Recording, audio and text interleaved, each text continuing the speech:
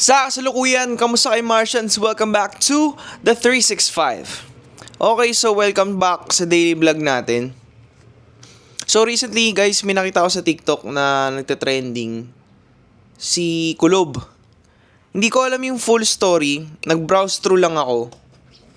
And eto lang ho yung masasabi ko, meron akong mensahe para sa kanya at saka para sa mga taong huwag tayong paka-ipokrito. Yung mga tingin nila makakasali sila sa Team Payaman. At Martians, ito ang komento ko sa issue na to about kay Kulob.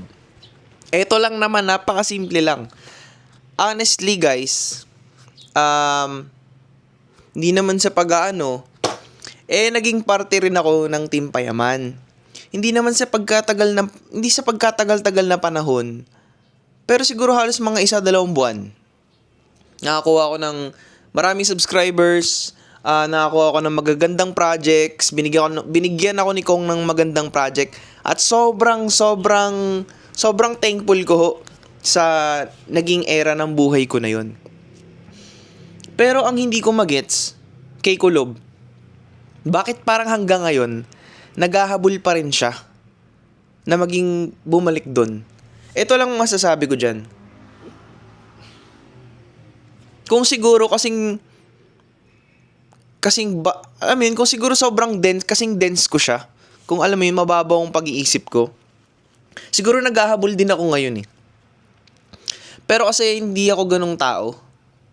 Meron akong moral, meron akong pride, meron akong sariling pangarap. Hindi makitid utak ko para ilabas pa sa internet na kung bakit wala ako sa Team Payaman. Well, ngayon ikukwento ko sa inyo since ilang taon na rin naman.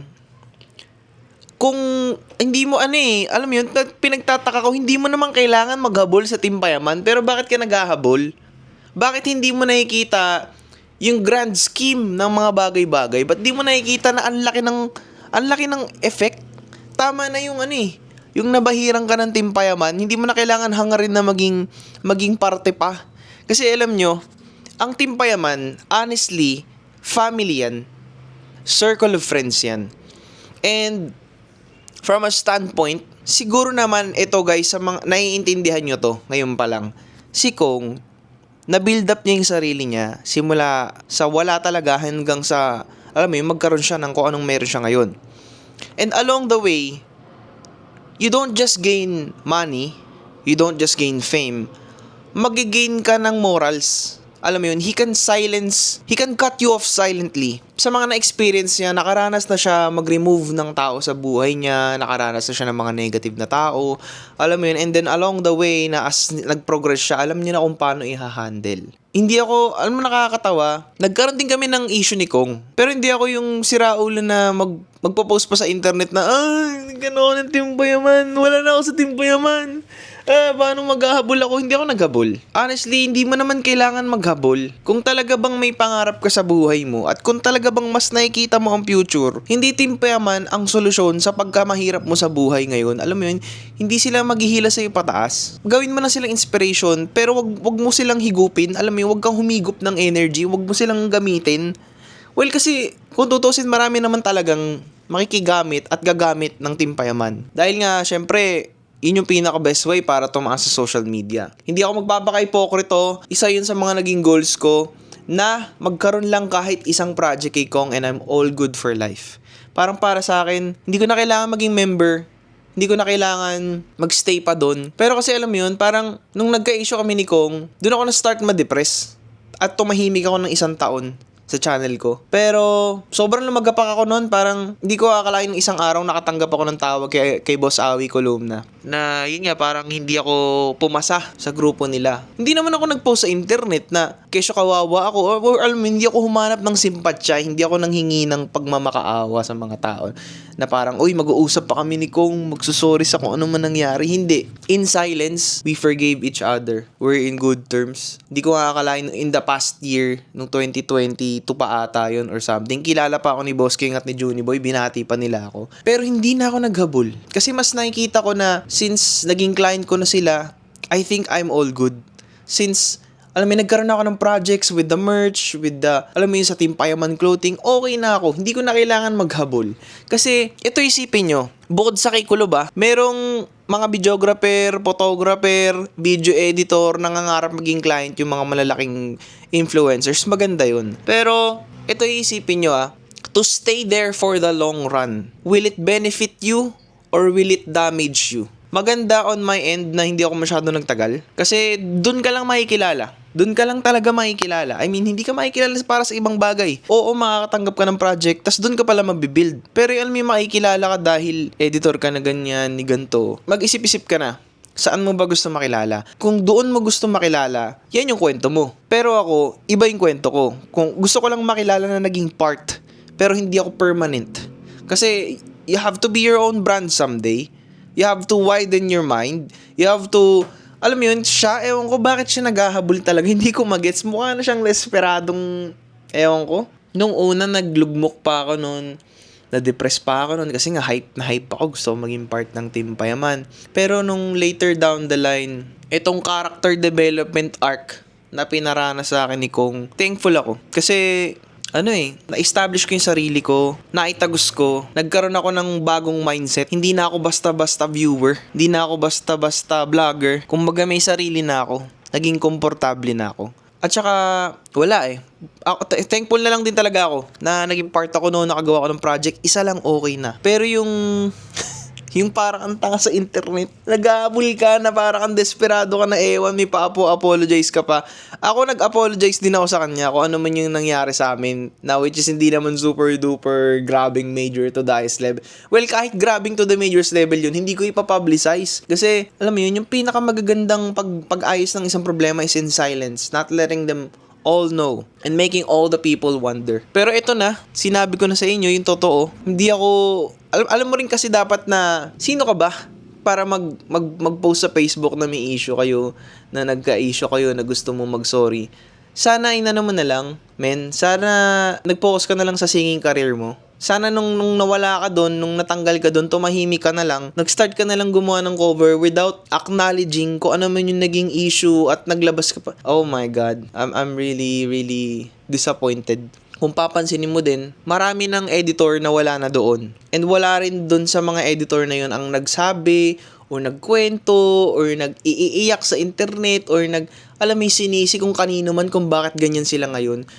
Kasi ito ang magandang mindset pag nanggaling ka sa Team Payaman. Kinuha ka nila, hinire ka nila kasi may potential ka. Yung potential na yun, hindi sila ang mag-e-exploit nun. Hindi sila ang magde-develop nun. At the end of the day, ikaw ang magde-develop niyan, ikaw ang mag-grow niyan, ikaw ang papalevel up sa sarili mo, hindi sila. Ipapakita ka lang nila sa sambayan ng Pilipino, pero hindi ka nila pagagalingin.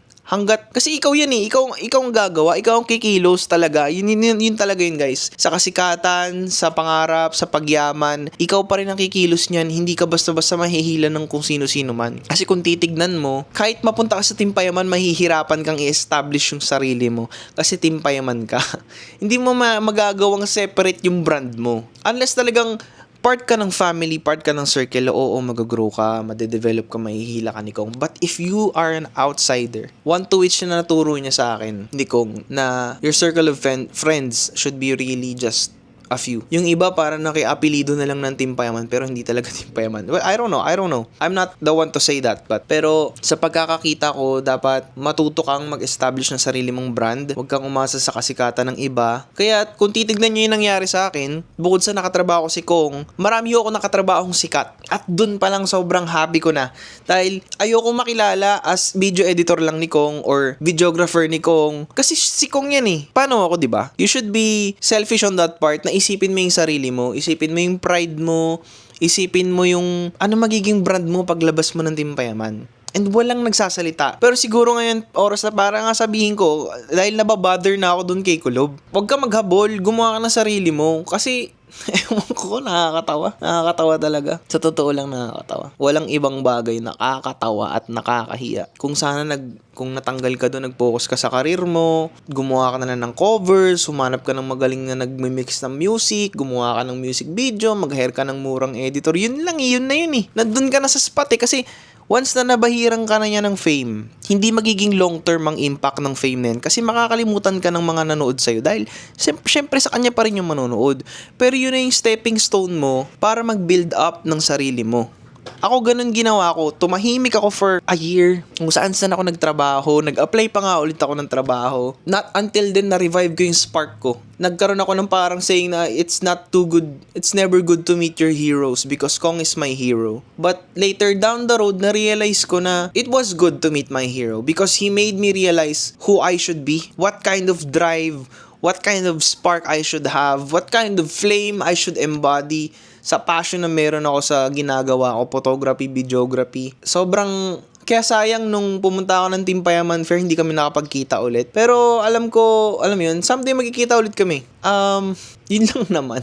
Kaya sa mga nangangarap dyan, maging editor ng kung sino mang sikat, or maging videographer, that's good. But remember guys, na wag nyo siyang isipin na hindi talaga siya long term.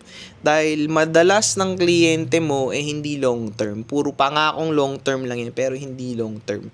That's the mindset that you should have. Don't put all your eggs in one basket, ika nga nila. Hiwa-hiwalay mo. Maging editor ka nito, ni ganyan. Maging client mo si ganto, si ganyan. Kasi yun ang linya namin, mga video editor, videographer. Pero balik nga kay Kulob. If I were you bro, Gar, mag-build ka na lang ng sarili mo. Tigil mo na yung ginagawa mo. Kaya ka maraming haters.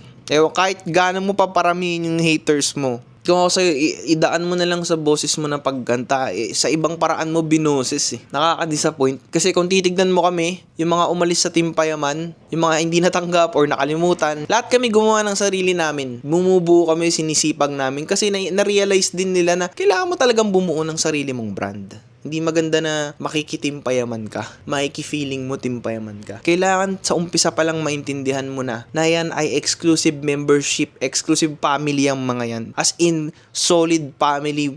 Magkakabito ka yan. Hindi ka basta-basta matatanggap dyan.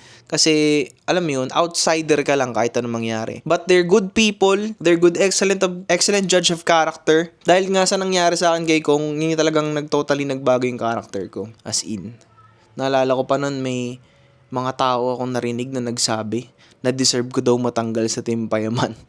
Pero hindi nila alam yun na yung character arc ko na magbabago lahat ng bagay sa buhay ko in a positive way. Mas madedevelop ko yung mindset ko, yung pakikitungo sa mga tao, yung mga, alam mo yun, the way how you speak of others. Ganun ko siya nakikita. Kaya kayo, kung may mga pangarap kayo na makasing taas, sa isang araw kasi papangarapin mo yun na parang gusto kong maging parte ng ganito, gusto kong maging video editor ni ganito. Pangarapin mo, pero huwag mo siyang pangarapin in the long term. Mag-isip ka pa rin long term. Silently, I've been thinking about the long-term effects nitong YouTube, vlogging, professional videography, photography, and I've set my own path. And if ever mag-cross ulit yung landas namin ni Kong, pasasalamatan ko siya. Kasi, nilagay niya ako sa path na to Masaya na ako na hindi ako naging part ng Team Payaman in the long term. Hindi rin ako mag-grow siguro masyado kung professionally siguro. Hindi ako masyadong mag-grow na, baka kasi ang mangyari lang sa akin, alam mo yun, para mag-branch out pero Team Payaman pa din.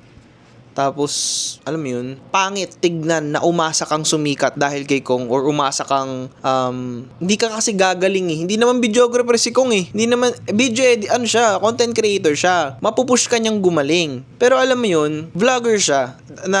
Sobrang nire-respeto mo dapat in every single way. Pero dapat mag-strive ka pa sa mga growth na sobrang technical, sobrang for your own sake. Paano kung wala si Kong? Saan ka, diba? Ganun ko siya nakikita. Dapat build your own brand, have your own pride, be your own man. Instead na, wala na ako sa Team Payaman. Gusto ko lang mag-sorry. Gusto ko lang talagang magkita kami, mag-sorry para maayos na to. Walang ganon, Gar. Ang tunay na lalaki, alam mo yun, itigil mo na yan. Gumawa ka na ng sarili mo. Kahit ako, nabubuisit ako kasi nakita ko sa TikTok Pero anyways, kita-kits tayo sa susunod na video guys. Kailangan ko lang talaga i-address to. Ito yung katotohanan sa buhay-buhay. Kaya take care. Peace out.